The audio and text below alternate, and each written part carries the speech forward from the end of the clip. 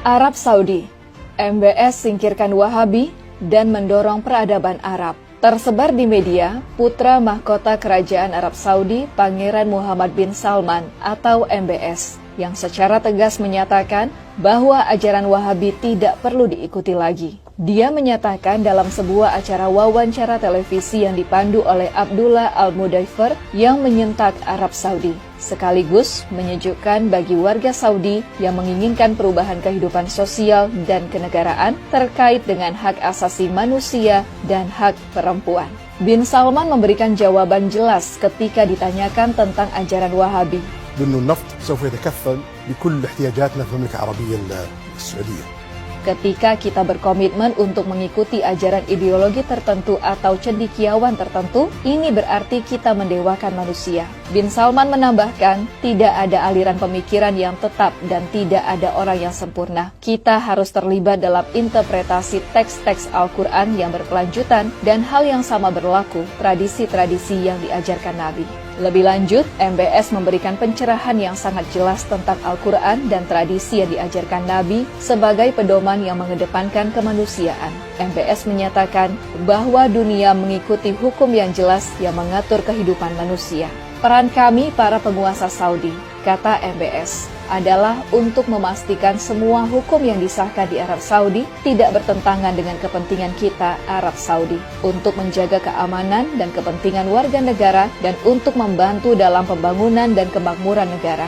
Jadi, undang-undang disahkan berdasarkan prosedur tersebut dan harus sesuai dengan konvensi internasional. Kegelisahan Arab Saudi terhadap Wahabi dipicu oleh 3 kegelisahan. Pertama, hilangnya peradaban asli Arabia dengan berbagai fatwa Wahabi yang bertentangan dengan kemanusiaan. Kedua, oleh geopolitik internasional yang tidak lagi membutuhkan Wahabi. Ketiga, modernisasi dan internet yang mengubah pandangan warga Saudi sebagai warga negara. Khalid Al-Dakhil, sejarawan dan intelektual Arab Saudi menyebut dengan jelas, Wahabi mengajarkan orang Saudi menjauhi sejarah negara yang jauh lebih besar dari sekedar Wahabi. Khalid Al-Dakhil dalam podcast bersama Abdur Rahman Abu Mali menyatakan, kita belum belajar sejarah negara kita Arab Saudi. Kita hanya diajarkan kata-kata penulis sejarah ajaran Wahabisme, Ibnu Ghanam dan Ibnu Bashar.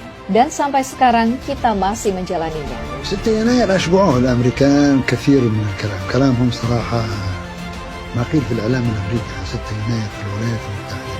أنت تقصد Saudi Arabia didirikan berdasarkan aliansi untuk membangun kekuasaan antara Muhammad bin Saud dan Muhammad bin Abdul Wahab pada tahun 1744. Bin Saud mendapatkan kekuasaan sebagai Raja Jazirah Arab. Muhammad bin Abdul Wahab menjadi juru stempel legitimasi kekuasaan bin Saud dengan menggunakan isu agama. Sejak saat itu, Saudi Arabia dan ajaran Wahabi menjadi satu kesatuan. Negara Arab Saudi memberikan beasiswa kepada ratusan ribu mahasiswa dari seluruh dunia untuk kembali mengajarkan Wahabisme di negara masing-masing. Negara mensponsori Wahabisme yang menjadi wajah Islam Arab Saudi.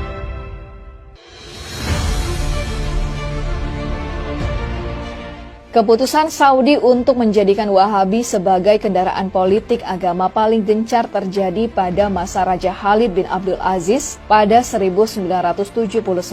Seorang pemberontak yang merebut Masjid Haram Mekah, Juhaiman Al-Otaibi, bisa ditumpas. Namun, Raja Khalid menyadari ancaman terhadap eksistensi Saudi. Maka, Khalid bin Abdul Aziz menggunakan Wahabi sebagai alat legitimasi untuk membangun kekuasaan politik tangan besi dengan menggunakan agama.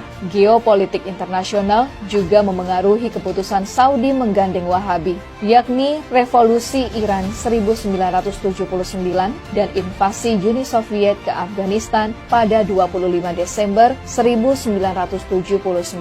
Dengan dibiayai oleh negara Saudi, Wahabisme diekspor ke seluruh penjuru dunia. Corong pengajar pendakwah Wahabi bisa berkeliling ke seluruh penjuru dunia, Eropa Barat, Amerika Utara, Afrika, Asia Tenggara dengan tujuan mengajarkan Islam Puritan, Islam konservatif, dan memusuhi ajaran Sufi dan Syiah.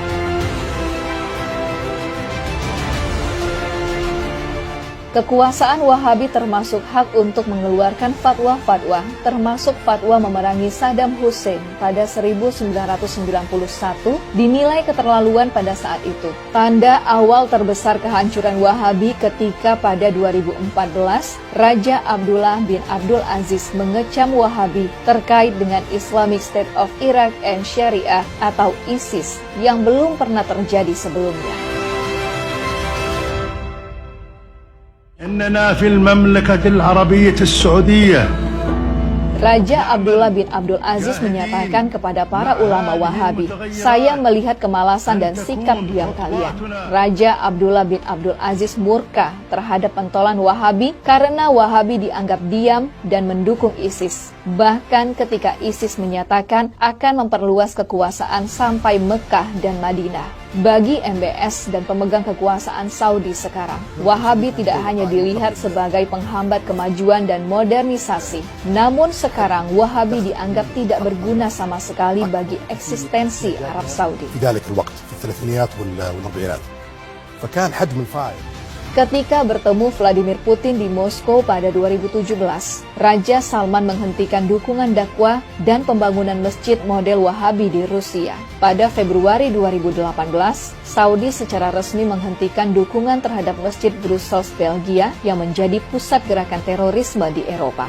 Arab Springs membuat kesadaran tentang perlunya Arab Saudi melakukan perubahan-perubahan, dan Saudi tepat waktu untuk menghancurkan Wahabisme untuk mempromosikan Islam yang menghargai perbedaan, hak asasi manusia, dan kebebasan sosial.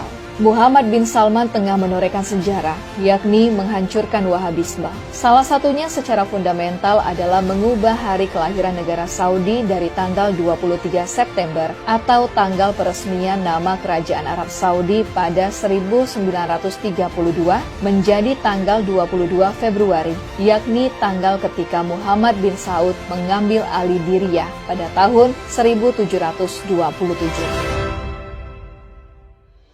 Kini, Wahabisme tidak lagi mendapat dukungan negara Saudi dan Wahabisme tidak lagi menjadi agenda Saudi di panggung internasional. Di dalam negeri Saudi, Wahabisme kehilangan seluruh kekuatan ideologi dan politiknya karena polisi syariah yang sangat menakutkan dan kejam telah dibubarkan. Dan larangan perempuan mengendarai kendaraan pun dicabut, serta relaksasi atas pelanggaran terhadap kegiatan sosial yang melibatkan pria dan wanita. Kini, aktivitas sosial di mana perempuan dan pria dalam satu ruangan diperbolehkan.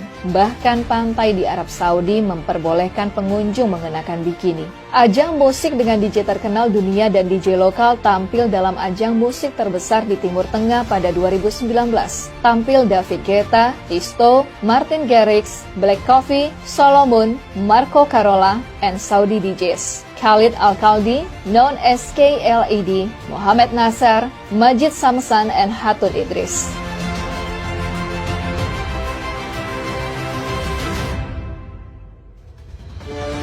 Di bidang kebudayaan, MBS semakin menyadari pentingnya kebudayaan Arab Saudi, bukan ajaran Wahabi yang membangun kebencian terhadap kebudayaan dan peradaban. Pandangan MBS sejalan dengan ajaran Islam yang benar, yakni mengajarkan peradaban, sikap dan perbuatan baik seperti yang disampaikan oleh Kiai Haji Said Akil Siraj.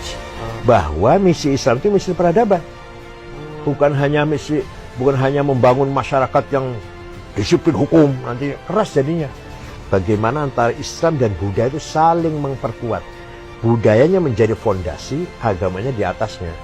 Sehingga agamanya kuat karena berfondasi budaya, budayanya langgeng. Jadi sepanjang sejarah perjalanan manusia, terutama Islam, itu sebenarnya sejarah tamadun, sejarah peradaban Islam.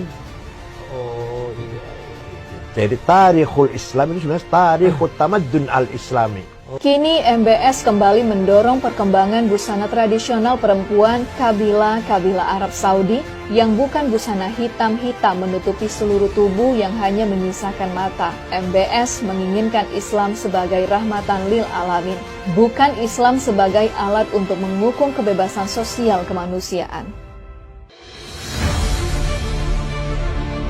Kesadaran akan peradaban Arab yang jauh lebih besar dari Islam membuat MBS mendorong munculnya Alula, kota kuno yang merupakan warisan peradaban kerajaan Nabatea yang dilindungi oleh UNESCO. Wahabi menyebut kuil-kuil kerajaan Nabatea serta kota tua tersebut sebagai